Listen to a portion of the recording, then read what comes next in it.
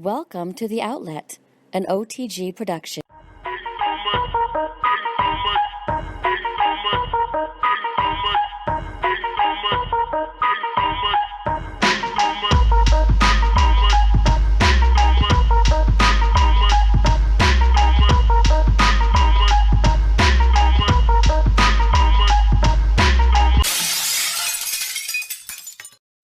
Welcome to the NBA Outlet, presented by OTGBasketball.com. We want to thank you for listening, whether it's on iTunes, SoundCloud, or YouTube. And be sure to check us out on Twitter at OTGBasketball. Joining Nick and I today, we have a really special episode planned, and joining us, we have Mr. Joh Aiello. How are you doing? Good, man. Thanks for having me on. Happy to, I'm still alive from Snowmageddon 2016, and I'm able to join you guys. I'm looking forward to this. It's going to be a good time.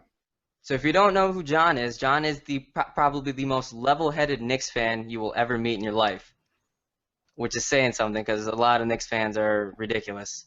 The only level-headed Knicks fan. The only level-headed Knicks fan who doesn't want Melo fired, Fisher fired, and thinks Kristaps Porzingis is not as good as LeBron James. Yeah, exactly. Yeah, it's definitely great to have John around. John, thanks for coming on. Today we're going to have a great show. We got our weekly recaps, and then we're going to give you guys our all-star reserves. So I'll start this off. The hottest topic, obviously, around the NBA, the Cavs firing David Blatt. A lot with this. I mean, he brought them to the finals last year. They did lose, but they were missing two of their top three players. This year, they're first in the Eastern Conference. So it's kind of crazy. The guy's doing that well, and they fire him. Yeah, I mean, he kind of got a raw deal, but when you look at it, it's like it wasn't his – when he was hired as a coach – He didn't have the expectations to lead a championship team. He was brought in to lead Andrew Wiggins, Kyrie Irving, Anthony Bennett, a bunch of young guys with potential stardom. He just happened. LeBron James just happened to go there. So, you're hiring a guy with no NBA coaching experience.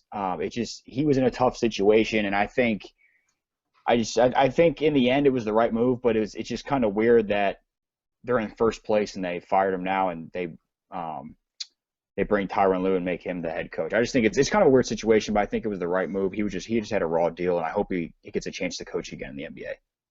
Yeah, I'm with John on that. I do believe he got a raw deal. And I feel like they've wanted him gone since LeBron got there. We've heard rumblings since the beginning of the 2014-15 NBA season.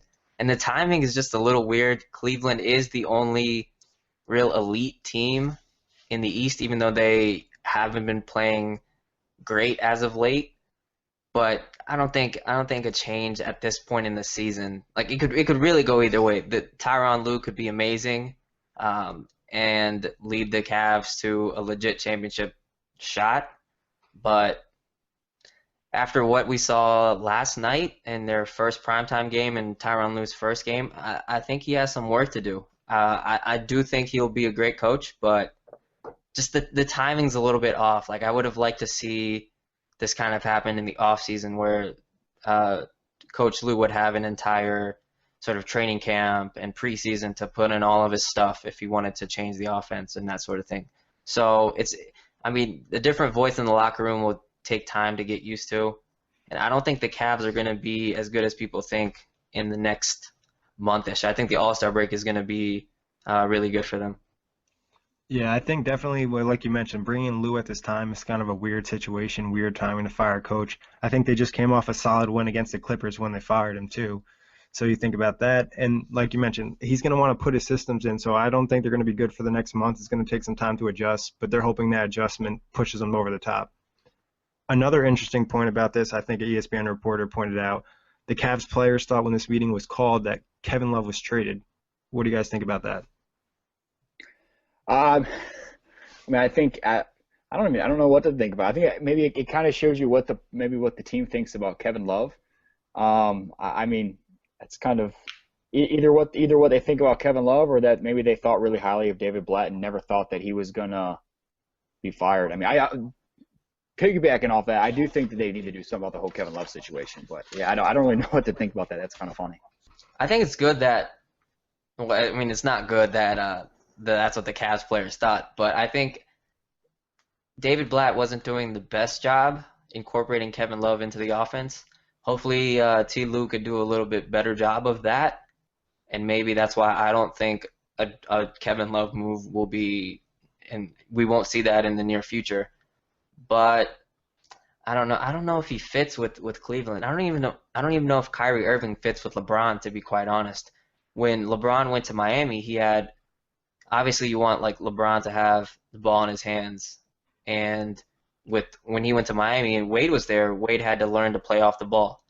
When you're asking Kyrie Irving, someone who's probably the most gifted ball handler in the league, to say, hey, we don't want you to use that one special talent you really have, and we want you to just be attack when the defense is rotating and shoot threes. If I was Kyrie Irving, I would want to dribble the ball a lot more. So I don't know if that transition actually happens and if the fit is there. I definitely heard some reporters mention, or other people mention, like pundits, that trading Kyrie could be a good idea for the fact that you just mentioned that he likes the ball a lot, LeBron likes the ball a lot. The whole Kevin Love situation is kind of weird. They don't really use him a lot. They use him a lot when Kyrie is out, and now he's getting reduced, and now his defense looks worse. So I don't think there'll be any moves this year, but if it doesn't work out and they have a rough playoffs, I mean, it could be in the future. Yeah, it's just, I mean, it's tough to like say they need to blow up the team because LeBron's I think he's about to be 31 or just turned 30. But I mean, I think you got Kevin Love and Kyrie, and yeah, they weren't using Kevin Love appropriately, and they need to make some moves, but it's tough to have that much turnover with LeBron this late in his career, and I think defense is a big priority for them. I mean, their offense is fine, but I mean, you just can't win a championship when your defense is subpar. Well, especially with the offenses that the Spurs and the Warriors have, it makes it that much harder. The funny thing is, though, that we know Dan Gilbert spent a ton of money on just about everyone this offseason. And just to give you an example of what the Warriors have, the Warriors have Draymond Green at about 80 million. And he's doing a better job than Kevin Love and Tristan Thompson are doing combined. And those two are worth, what, 190, 180, something like that. Yeah, and then also, I think you're right. yeah, and then also Klay Thompson, who, what does he have, like a $60 million deal, something like that? Yeah. He's getting paid adequately, but he's doing what the Cavs wish J.R. Smith and Iman Shumpert could do combined, and he's doing it better. So when you have a single player who can do their job better than what the Cavs hope that two of their players can do, I mean, you're obviously going to be behind the Warriors in that aspect. That's a very good point. I mean, Draymond Green's doing everything over there. He's definitely outproducing Kevin Love and Tristan Thompson. So my story from this past week was I just thought it was funny how the Clippers shipped off Josh Smith to the Houston Rockets for like some European player I've never heard of.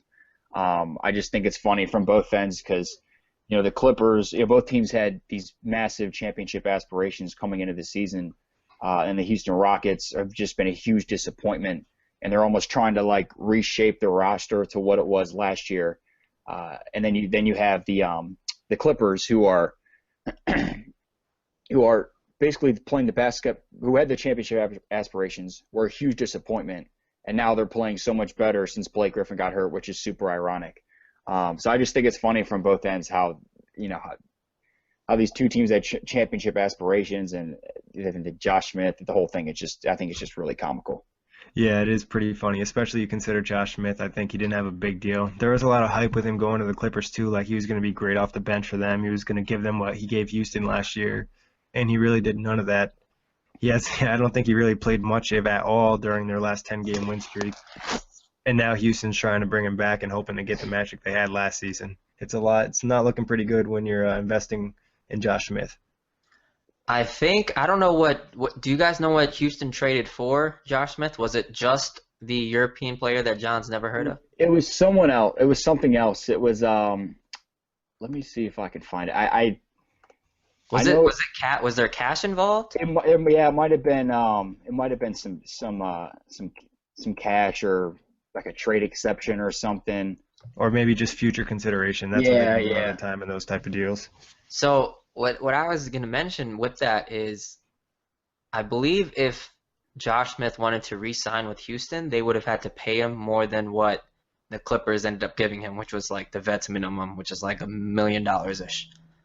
So in that sense, even though Houston has struggled and they lost a coach, they probably saved a little bit of money with Josh Smith now returning via trade, and they don't have to obviously pay him the long-term deal that he probably would have wanted from Houston in the offseason. I don't know if that's 100% accurate, but it works in my head, so I'm just No, gonna that definitely makes sense. They probably would have had to pay him more than the vet's minimum if they re-signed him for sure.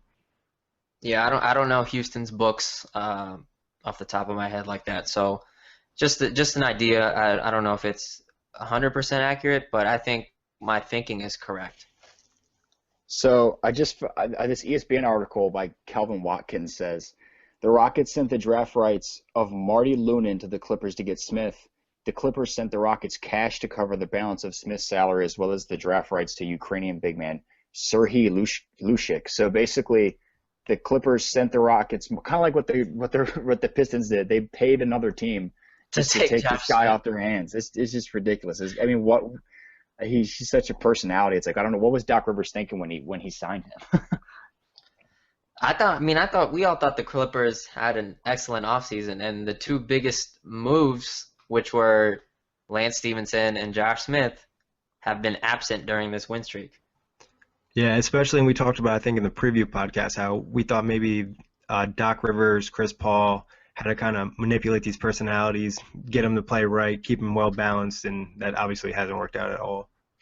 Yeah, it hasn't, but the Clips are looking more and more like an elite team, and it'll make the semifinals out west way more interesting than it would have been probably a month ago. So props to the Clippers on kind of turning their ship around. So I wanted to get into my weekly recap, my one thing, and it's not as serious as you guys right here. You guys had some serious things. Mine was just simply the relationship between Kyle Lowry and DeMar DeRozan. So I believe when the Raptors were playing overseas, DeMar DeRozan was mentioning, "Hey, I don't want to go 1-3 here." And then Kyle Lowry's like, "Wait a minute, this will be your fourth game?" And DeRozan said, "No, this will be my third." And Lowry basically taught elementary math to DeMar DeRozan on camera and then gave him flack for going to USC because he couldn't do simple math. I thought that was great. And then on Thursday night when Kyle Lowry when Turner broadcasted who was starting in the All-Star game and Kyle Lowry got one of the All-Star spots, DeRozan tweeted at him saying, "Congrats to my little brother Kyle Lowry. You're making me a proud big bro out here, man." And Lowry responded with, "Dude, I'm older than you, but thanks." So I think though their relationship is kind of being the driving force behind Toronto, and I think Toronto is now kind of stuck their fork in that second spot in the East. I think they have a 2 or 3 game lead over Atlanta right now, but Atlanta's been sliding a little bit as of late, and Toronto has been really good recently after excluding that one blowout loss to the Caps. Yeah, so Toronto's third or second. They're 3 games over. They have 3 games over the Bulls and the Hawks. But just to clarify for our viewers, but yeah, I agree. I think it's hilarious. Their entire relationship is so funny. I was just reading an article while you were going through all that, and it has like a video of them and went through the tweets, and I remember watching that video of him saying like 1 for 3 or one of 3, whatever he was saying. I think it was more of a semantics thing, and I don't think it was the actual math. I think he was getting confused saying 1 of 3 and like 1 for 3 or something like that. I think that's what was tripping him up. But yeah, it's hilarious. I mean, Toronto without a doubt I think is the second best team in the East. I think I'm not really confident in Chicago. They just haven't pulled it together. And Toronto, I think once they get, I mean, Carroll, I don't think is back yet. I mean, once they get everybody, when they're He's been healthy, out for a while. yeah. I mean, when they're healthy, they're going to be really tough. And I think Carroll hopefully coming back healthy to give them that toughness that they've needed for a while. So they're definitely the driving force. I'm a big fan of Toronto. Yeah, those two are great. Like you said, Lowry's always clowning on DeRozan. And DeRozan was a big reason why Lowry came back to Toronto. I know last year he was a free agent, and DeRozan was calling him every day, making sure he comes back. So That's a pretty big thing going forward, that relationship, because DeRozan's a free agent this upcoming offseason. He's going to get a ton of offers. Lowry's going to have to try to keep him in Toronto. Yeah, I that's a know. good point. I didn't even think of free agency for DeRozan this upcoming year, but I think he ends up staying. I don't think he leaves. And I That's Yeah, think just my 2 cents. that relationship, I think, will be a big reason why he stays, just because those two love each other. They always are trying to be the best duo out there. So, I mean, right now they might be the best backcourt in the East. yeah. I think he's gonna end up staying. It seems like him and Kyle Lowry are really tight knit. It's a young team, a lot of potential to win a championship in the future, especially with the Cavs. I mean, I don't even they're just not really hitting their stride like people thought they were. But I know the Brooklyn Nets were saying they're going to offer DeRozan the max. I feel like the Nets and the Knicks kind of like switch roles. Now the Nets are going to be that team that during the season everybody's gonna be like, oh, they're going to offer this team the max, and it used to be the Knicks. Yeah, I think they'll probably offer a lot of players the max. I don't know if any of them will take it. So, Who wants to go play for the Brooklyn Nets at this point? oh, I mean, I think a lot depends on who they get as a GM and a coach. If they don't have any, That's a good point. That's a good Yeah. point. if they don't have anybody, then they're not going to get anybody. But if they can get some solid names in there, maybe just to attract some of the maybe mid-tier or between mid and high-tier free agents, that would be the best bet. But that's for another podcast. All right, so we want to move on to our All-Star picks, and of course, this past Thursday, the starters were released for both the East and the West. So just to quickly go through the Eastern Conference, and then we'll end up giving our 7 reserves. So the starters in the front court in the East, you have LeBron, you have Melo, you have Paul George. I think all of us would agree that's pretty decent. And the 2 starters in the backcourt, Mr. Kyle Lowry and Dwayne Wade. So of course these are fan vote, and I don't think Melo and Wade should be starting, but they are. Whatever. Who are your 7 coach voted players? Who would you vote in as the reserves in the All-Star game? And remember, we have 3 front court players, 2 back court players, and 2 wild card players. Who do you got, guys? So I ended up doing mine kind of like with the 4. I did 4 I just did all backcourt, all front court, but if to make it work appropriately, I'll just say who were my 2 wild cards. So for the backcourt, I had Jimmy Butler. I think we can all agree Butler probably should have been a starter. He's definitely in for me. DeMar DeRozan, I think arguably could have been a starter too. He's having a phenomenal year. He's averaging 23 points and 4.5 rebounds, 4 assists. And then Isaiah Thomas was my 3rd backcourt player. I could see people leaving him off, but he's averaging 22 points and almost 7 assists. Not super efficient, but he's really the only scorer that Boston has aside from Kelly Olynyk some nights and Sullinger some nights and Jay Crowder some nights.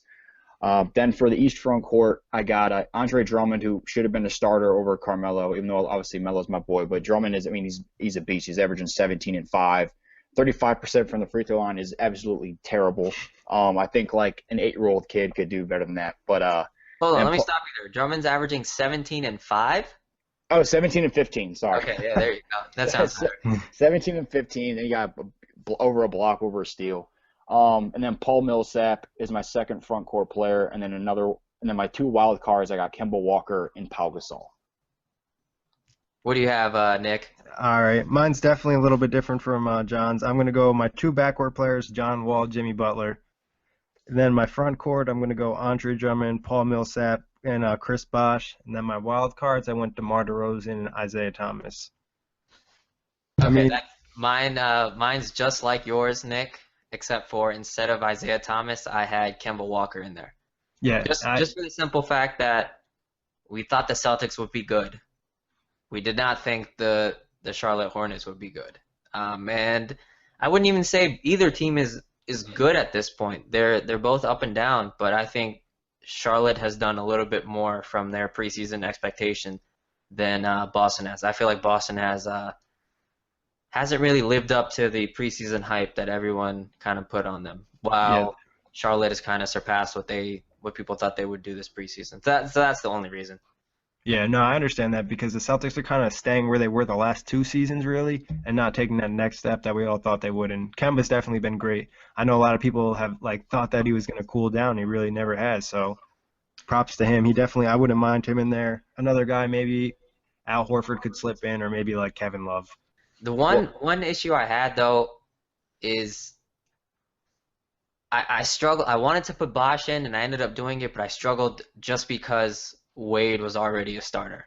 Yeah, And Miami is what, eighth in the East right now, and they do not deserve two All-Stars. I think Bosh has been the single All-Star, but of course, I didn't want to punish him because Wade got in through a fan vote, so I threw him on there. But I could totally see Horford being in there, Pau Gasol being in there like John had. But that was my reasoning to throw Bosh in there. I would 100%. I literally thought the same thing. I was sketchy about putting two Heat players because they were eighth, but like you said, Bosh deserved to be in. The fans voted Wade in. Can't punish Bosh for that. yeah, I think Bosh and Gasol for. I mean, I was going back and forth between these two guys. I thought Paul Millsap. I think you got to put him in because it's either him or Horford. Because the Yeah. Hawks, they're third and they're tied for third in the East. I mean, they need an All-Star in there. That was my reasoning for putting in Millsap over Bosh.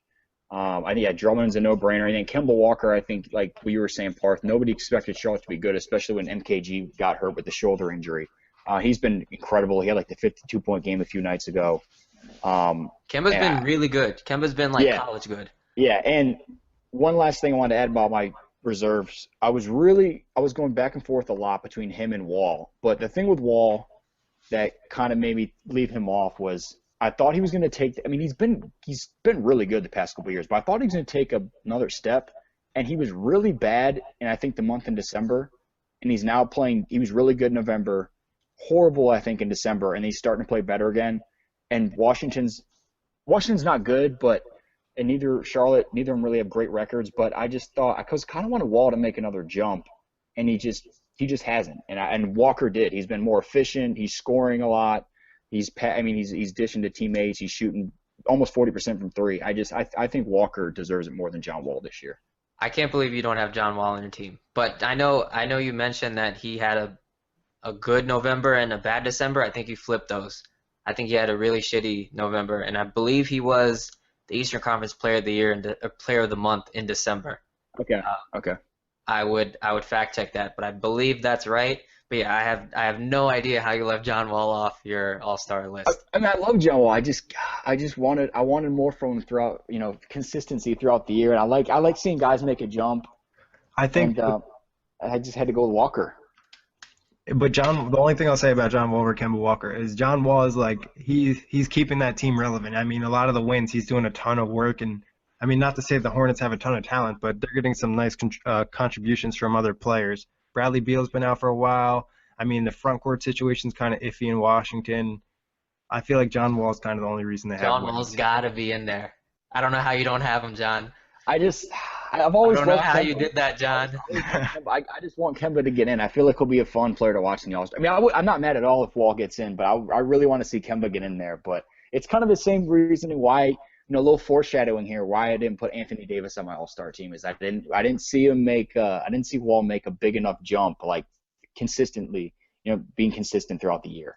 That's fair. I know you wanted Kemba to go in, and I had put Kemba in my 7, but Isaiah Thomas was my snub. Did you guys have like that last person that you just left off? Mine was John Wall. Okay. I mean, John Wall. I think him and Chris Bosh, both those guys, I really wanted to put in, but I mean, there's only 7 spots. Right. Want either him or Bosh. Yeah, I mean, I had a few guys, but I mean, like at the end of the day, I just went with Isaiah. Isaiah Thomas was my last pick in, so nothing. Who was your snub then Nick? I mean, I thought Kemba Walker would be a possibility at that spot. I also thought Al Horford, like I mentioned, and then Kevin Love, I know, has got a little bit of mention.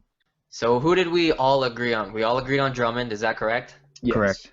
We all agreed on Millsap, Yep. Butler, Yep. DeRozan, Yep. and I think that was it. I think Nick and I both had Bosh, Nick and I both had Wall, John and I had Kemba. Oh, did we not all have Isaiah Thomas? You and I had Isaiah Thomas. Oh, Yeah, you had Kemba I Walker. had Kemba over Isaiah Okay, Thomas. that's right. Okay. Honestly, I'd be cool with Isaiah Thomas being left off too. I think he's not really efficient. He scores a lot of points, but he's not really efficient, and he's not the greatest defender, especially when he's playing bigger guards in the post. But anyways, yeah, I'm good with any of these guys that gets in as long as it's not someone crazy. Yeah, that's fair. Yeah. Let's move on to the West. So the three starters in the front court, we have Kawhi, Durant, and the Mamba himself, Mr. Kobe Bryant. And then the starters in the backcourt, of course, the league MVP, Steph Curry, and possibly the best player in the league that no one really talks about in that term, Mr. Russell Westbrook. Okay, so my three backcourt players: Klay Thompson. Two backcourt. Two backcourt. Okay. Klay Thompson, and then he's having a good year. I was kind of surprised at some of his stats. I mean, he's efficient, but he's only averaging 2.5 assists, which is surprising. I thought he'd be more around like 4, but I'm putting him in basically just because the Warriors are just incredible. And then another backcourt player, Chris Paul. He's averaging an incredible year. He's averaging an incredible year, especially since Blake Griffin's got hurt. I think the same thing happened last year. Griffin got hurt, and Paul just stepped his game up. So I got to put Paul in there. And so then, three front court players? Is that right? Yep. That's right. So Draymond Green, he should have been starting. Nothing really to say about him. He's averaging 14 points, 10 boards, and 7 assists over a steal. It's incredible. He's just like an incredible player. And then Boogie Cousins, he's having an incredible year again. And then Dirk Nowitzki, he's like 80 years old, but he's still doing it. He's averaging 17 and 7. He's efficient, so it's crazy. And then my two wild cards, Damian Lillard, and the guy that I really wanted to take him off because I just don't like him is James Harden. His stats are incredible, but I can't put a guy on there who just plays Olay defense. But it's also ridiculous to leave him off. A guy who's averaging 28, 7, and 6. It's just crazy. But I end up putting Harden on there. Yeah, I definitely went Harden. My two backcourt players went Chris Paul, James Harden. Front court, obviously, Draymond Green. He's playing like a top 5 player in the league. DeMarcus Cousins is killing it right now. I went with Anthony Davis just for the fact that he's top 10 in scoring. I think he's top 10 in rebounding, and he's top 5 in blocks. It's kind of disrespectful not to put him in there. Even though he hasn't lived up to our expectations, I still think that he deserves to be an all-star. And then my wild card, I went with Dame Lillard. And then the last one I'm still deciding on. I'm between Klay and I just kind of want to put Klay in there because the Warriors are doing so well, but then I feel like I'm wrong because I'm not putting another Spurs player. But I guess I'll go with Klay. Yeah, I struggled with the Western Conference. So for my two backcourt players, CP3 and Mr. James Harden, my three front court, Draymond, Boogie, and Dirk. And then my wild card, I really wanted to keep him off, but I just couldn't. Anthony Davis, his numbers are great. Obviously, it hasn't translated to many wins for the Pelicans this year. Numbers are really great, though. And then my second wild card was Damian Lillard, who's been having a fantastic season. Yeah. And my one snub, like that one guy I thought should go on there, but just couldn't really make room for him, was Klay Thompson. I wanted to put 3 Warriors on there just because their incredible record, but I just couldn't take any of these guys off to put Klay on there. And I also wanted to put another Spur on there, but just the stats just weren't there. But that's Spurs basketball, right? No one has the crazy stats. Everyone contributes. Exactly. Yeah, I had the same issue. I was gonna put Tony Parker up there, but I was like, he's averaging like 14 and 4. He's averaging a good year, but is it worth putting him up there over Damian Lillard or Chris Paul? So I had the same issue. I didn't really have a snub that was like I gotta put this guy on there. There was a few guys I was thinking about. I was actually thinking about Rajon Rondo, which is pretty crazy. He's having a good year, but then I was like, I can't have 2 Kings players on there and then 1 Spur player or whatever. It just seems crazy. Right. So. I think if Rondo was voted a starter, then you'd have to put Boogie on there too, kind of like the situation I brought up with Miami. Yeah, Because for sure. Boogie deserves to be on the All-Star team. Yeah, definitely. And like you mentioned about the Spurs trying to put I couldn't put Parker. I was thinking about Aldridge, but he hasn't done great. He started the year kind of slow. I know his defense is picked up, but his numbers don't really pop out to you. So let's just go quickly on who we had as a consensus. Draymond. Yep. Was Boogie a consensus? Yep. CP3. Yep. Harden. Yep. Was Lillard a consensus? I think he was. Yep. Okay. So the other two that I have that I don't think were consensus were Anthony Davis. Was he on all of our lists? No, he he wasn't a He was consensus. not on mine. Yeah. Okay. And Yeah. I had Dirk. Yeah, Dirk wasn't on mine. Yeah. I had Dirk. I think no Klay Thompson, right? Or was Klay Thompson a consensus? Clay, I did not have Clay. Okay. Yeah, it was not. Okay, that's what I thought. So we had Lillard, Harden, CP3, Boogie, and Draymond. 5 out of the 7. That's not bad. That's what I had. Yeah. All right, let's move on to games of the week. And John, I know you haven't been on the podcast since we've been doing games of the week. So do you want to pick for me? Just say yes. Yeah, I would pick for you. All right, great. So last week, Nick, you had a really good week. You were 4-1, and I was 3-2. So your record is now 28-28, back to 500. I'm 35-21. But pretty before we good. actually get into the games, I wanted to give a quick shout out to Kevin Troy on Twitter. His handle is some serious, so I'm not going to try and pronounce that. But he replied to us on, when was this? It was January 21st with the Hawks and the Kings, and kind of gave his quick opinion. And we appreciate that, kind of making me up my game in terms of the stats and stuff I look at in terms of picking these games. So I just want to give a quick shout out to Kevin Troy. Give him a follow. We'll try to link him. We'll try to mention him on when we release the podcast. But the first game of the week, and I'll give you guys some stats just to help you guys make your pick. It's on Monday, January 25th, NBA TV, 10:30. It's a late one.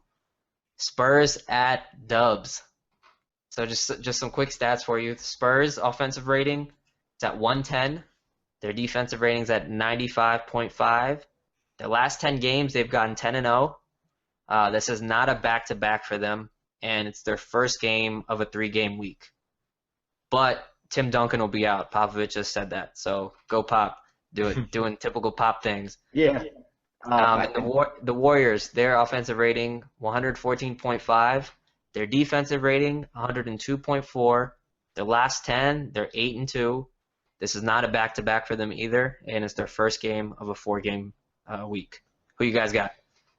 I got the Warriors for sure. I mean, without Duncan, and I love how Popovich isn't playing Duncan. I was listening to the Bill Simmons podcast, and he was saying how watch Popovich just not play all of his guys just to keep it a mystery for the playoffs, and he's not Duncan's not playing, so I got to go with the Warriors at home too. I got to go with Golden State. Yeah, I made the mistake, I think, picking against the Warriors last week. I'm not going to do it this week. And like you mentioned, Pop doesn't care about this game. The Spurs don't care about this game. It means a lot more to the Warriors than it does to the Spurs, just for the fact that the Spurs only care about one thing, and that's winning championships. So you're going with the Warriors, Nick? Yep. All right, yeah. I know you and I both picked Cleveland over the Warriors last week, and that was wrong. They let us down. Yep. On Tuesday, 26th, 7:30 on League Pass, the Wizards at the Raptors. And just some Wizards highlights for you. Offensive rating, about 105. Defensive rating, 97.4. The last 5, they're 500. They're 5-5. Or the last 10, they're 500. 5 wins, 5 losses. It is a back-to-back for them. The night before, they do play at home. And it's the second game of a 4-game week for them. And the Raptors, their offensive rating is 108. Their defensive rating is 103.4. In their last 10, they're 8-2, and it's not a back-to-back for them. And it's their first game of a 3-game week. Who you guys got? I'll go with Toronto. I mean, that home court advantage of Toronto is tough, and I'm just not sold on the Wizards yet. So I'm gonna have to go with Toronto. Yeah, I'm going to go with Toronto as well. I mean, they're definitely just a better team right now. DeRozan and Lowry are playing better than Wall and Beal because Beal's been pretty much banged up. And it's funny because the Wizards swept the Raptors last year, and now if we had a playoff matchup, I would pick the Raptors to probably sweep the Wizards. Yeah, right? It's come full circle. Yep. All right, so both of you guys are picking the Raptors. Yes. The next game, Thursday night, January 28th, 8 o'clock, League Pass. Kings at Pelicans. Just some quick notes on the Kings. Their offensive rating is 105.7. Defensive rating is 106.8. Not exactly what you want there, guys. In their last 10, they're 7-3. This is not a back-to-back for them, but it is their third game of a 4-game week. And the Pelicans, offensive rating 105.8, defensive rating 108.5. Again, not what you want here, but guys, in their last 10, they're 5-5. Not a back-to-back for them either. It's their second game of a 3-game week. You guys have? And this is probably, I feel like this game is gonna be like 120 to like 112 or something. Yeah, no defense here. Yeah. I'm gonna go with the Kings. Boogie's been on a tear recently. I think he had 48 last night. And then I know the Pelicans have been playing better, but no Eric Gordon. I'm gonna go with the Kings. I swear I'm not copying John's picks. I'm going with the Kings as well. I like the way Rajon Rondo and Cousins have been playing. And the Pelicans, we really don't know what's up with them. There's just Eric Gordon's out now, I think, 4 to 6 weeks, so they have a ton of injuries. They're not playing well. They're, I think, focused on the draft lottery now. So both of you guys are going with the Kings. This is a good matchup just because one of these two teams I feel like will get the 8th seed from what it looks like right now. Yeah, I can see that. I think the Pelicans are going to fall short. I like a lot of other teams more than them the way they're playing, but yeah, poor Eric Gordon. He just has all these random injuries. It's not. Man, It's not even like one thing. It'll be like a shoulder. I think now it's like his wrist or his finger or something, wasn't it? And then it used to be his knee. He's just always hurt, man. Yeah. They have a very injury-prone team. Yeah, they do. Him, Anthony Davis, Drew Holiday can't get over that stress fracture that unfortunately Philly kind of forced him to play with. So yeah, it's tough sledding out there for Pelicans fans. All right, Friday the 29th, 10:30 on NBA TV. Don't laugh when I say this. Lakers at Clippers. Oh my God. So the Lakers, their offensive rating, guys, I just have a thing for these in-city rivalry games. I like Brooklyn, New York too. I really enjoy those. But anyway, the Lakers, their offensive rating is 100. Their defensive rating 110.6. Oh my God. Their last 10, they're 1-9, and they do have a back-to-back, but they play in Staples the night before too. So it's not the travel isn't involved here. And it's their third game of a 4-game week. And for the Clippers, their offensive rating is 108.4. Defensive rating is 104.4. In their last 10, they're 8-2. Not a back-to-back for them, but it's also third game of a 4-game week. Who do you guys have here? I think you could have refrained from saying all of those stats. I don't think they matter. I'm going with the Clippers in a landslide. I think the Clippers could start Austin Rivers and Brendan Dawson and Lance Stevenson, and they would still win by 30 points. Yeah, I'm going with John. Wait, No love for Kobe? absolutely no love, man. No love. No love for him. No love for Russell, and definitely no love for Byron Scott. John's over here throwing shots, but I'm going to agree with him. I'm going with the Clippers. Wow, you guys are really boring picking the same team. I know, it feels so weird picking second. All right, so the final game, it's Saturday. It's the second ABC Primetime Showcase. January 30th, 8:30 ABC. Spurs. I know I mentioned at the beginning of this, I try to refrain from putting the same team on here twice, but the Spurs are playing some really good teams this week. But anyway, Spurs at Cavs. Ooh. So some of these numbers by the time we get to this game will obviously be skewed a little bit. So everything that I've mentioned in terms of offensive rating, last 10, defensive rating, it's obviously accurate as of today, which is Sunday the 24th. But just to give you those stats again, Spurs offensive rating 110, defensive rating 95-ish. Last 10, they're 10-0, and it's not a back-to-back for them, and it's the last game of the week. And for the Cavs, their offensive rating is 107.8, defensive rating is 102.2. In their last 10, Does it even matter after that Golden State blowout? I'm not even going to mention that. Actually, I don't have it looked up, so I cover myself here. But they're back. They do have a back-to-back, and it's in Detroit the night before. It's the last game of a 4-game week for them. Who do you guys have? That's a tough. I'm gonna go with the Cavs in this one. Wow, okay. Yeah, I think it's a big statement game, and I think if they lose a game like this to the Spurs, I mean, they obviously already got demolished by Golden State twice, and I don't think they've played. Is this their first time playing the Spurs? Did you say that? No, they played them once before this year, and they lost, I believe. Okay. Yeah, they lost. They did. Okay. I'm gonna. Oh yeah, that's right. They played like 2 weeks ago, and the Cavs were up the entire game, and then they blew it at the end. I'm gonna go with the Cavs. I think they're gonna get some redemption. I think this one's at Cleveland, right? You said? Yep. Yeah, I'm gonna go with Cleveland. I'm going with the Spurs. Finally, a little bit of difference here. Yeah. I feel like even the Cavs just aren't going to be able to get up to the Spurs level when this game comes, and even if the Spurs probably sit a player or two, they could still beat them. I think the Cavs are going to have a little bit of work to do with the coaching switch up. Yeah, they're kind of like in a midseason training camp right now with Tyronn Lue being the head coach. Yeah, I agree with that. John, it's kind of bold picking the Spurs to lose twice in 1 week, but that's not what you did there, buddy.